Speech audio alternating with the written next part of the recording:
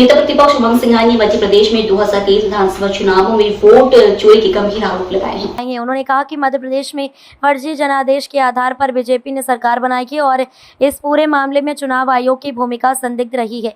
सिंघार ने दावा किया कि चुनाव आयोग पारदर्शिता की बात करता है, लेकिन मतदाता सूची को लेकर लगातार गड़बड़ियां सामने आ रही हैं।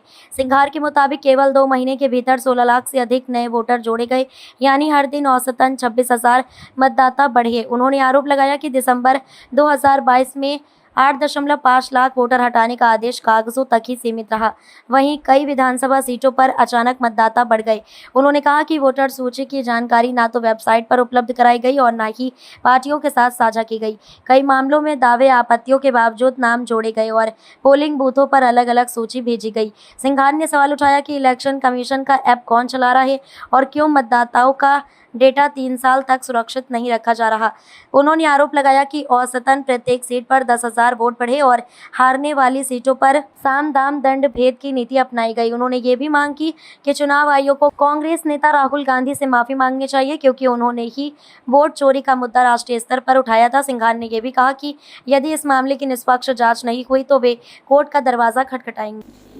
पिछले आप देख रहे हैं कि राहुल गांधी जी ने जिस प्रकार से वोट चोरी को लेके बिहार का मामला उठाया, बेंगलोर को लेके उन्होंने उदाहरण दिया कि किस प्रकार से चुनाव आयोग की मिलीभगत से भारतीय जनता पार्टी चाहे केंद्र में हो या प्रदेश के अंदर सरकारें बना रही है।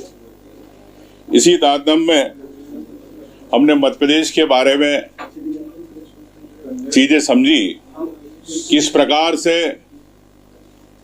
वोट चोरी करके सरकार ने मध्य प्रदेश के अंदर फर्जी जनादेश लेकर मध्य प्रदेश में भारतीय जनता पार्टी ने अपनी सरकार बनाई और इसमें चुनाव आयोग की क्या भूमिका रही। चुनाव आयोग ने किस प्रकार से भारतीय जनता पार्टी की सरकारें बनाने के अंदर अपनी अहम भूमिका निभाई। तो मैं समझता हूं कि जहां चुनाव आयोग कहता है कि हम पारदर्शिता रखते हैं, सभी पार्टी हमारी मेंबर होती है, जिनको हम कोई भी जब चुनाव प्रक्रिया होती है ट्रांसपेरेंसी के साथ विधानसभा से लेकर लोकसभा स्तर तक हम हर पार्टी को सूचियां देते हैं। लेकिन ये सूची देने में ही गड़बड़ी है, मतदाता सूची देने में ही। कौन सी सूची पार्टियों को देते हैं मतदाता सूची और कौन सी नहीं देते, और कैसे